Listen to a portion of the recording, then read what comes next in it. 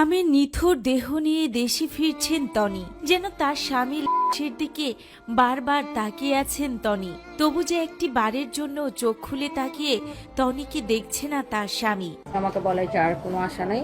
হ্যাঁ viewers, Bangkok থেকে একাই স্বামীর লাশ নিয়ে আসছেন তনি। বিষয়টি নিশ্চিত করেছেন তনি নিজেই। নিথর দেহটির দিকে তাকিয়ে তনি লিখলেন, সেম ফ্লাইটে আমরা দুজন, কিন্তু আমি সিটে বসি আর তুমি। ছেড়ে যখন চলেই যাবা এত মায়া কেন করলে? কেন এতটা ভালোবাসলে আমায়? করবেন আমার হাজবেন্ডের জন্য দোয়া করবেন। কত ট্রোল, কত বাজে কথা, কিন্তু কোনো কিছুই কানে দেননি। একমাত্র আল্লাহর উপর ভরসা রেখে কোনো একটা মিরেক্কেলের আশায় কোমায় থাকা স্বামীকে নিয়ে ব্যাংককে উন্নত চিকিৎসা দিচ্ছিলেন রুবাত ফাতেমা তনি। তনি অনেক চেষ্টা করেছিল যে তার সর্বোচ্চটা দিয়েই তার স্বামীকে বাঁচিয়ে রাখতে, কিন্তু বিধাতার লিখন কেউ খণ্ডাতে পারে না।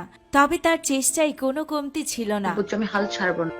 চলে গেলেন শেষে। কতজন কত ট্রোল করত তনিকে নিয়ে। বয়স্ক লোককে বিয়ে করেছে বলে, বিয়ে করেছে, সংসার করেছে, বাচ্চাও আছে তাদের, তাও এই সমাজ মেয়েটিকে এক বিন্দু ছাড় দেয়নি।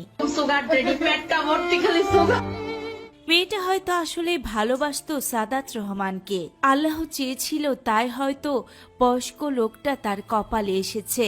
অথচ তাকে নিয়ে কতজন কত নোংরা নোংরা মন্তব্য করেছেন। সবকিছু নীরবে সহ্য করেও স্বামীকে আগলে ধরে রাখতে চেয়েছিলেন তনি, কিন্তু আল্লাহর ডাকে কেউ সাড়া না দিয়ে কি থাকতে পারে? না ফেরার দেশে পাড়ি জমালেন সাদাত রহমান। ছোট্ট ছেলে সারফারাজও বাবাকে হারালেন। তবে স্বামীকে বাঁচাতে কোনো কিছুই কমতি রাখেননি তনি। নিজের গয়না থেকে শুরু করে ব্যবসা বাণিজ্যের সব টাকা স্বামীকে সুস্থ করতে দিয়ে দিয়েছিলেন।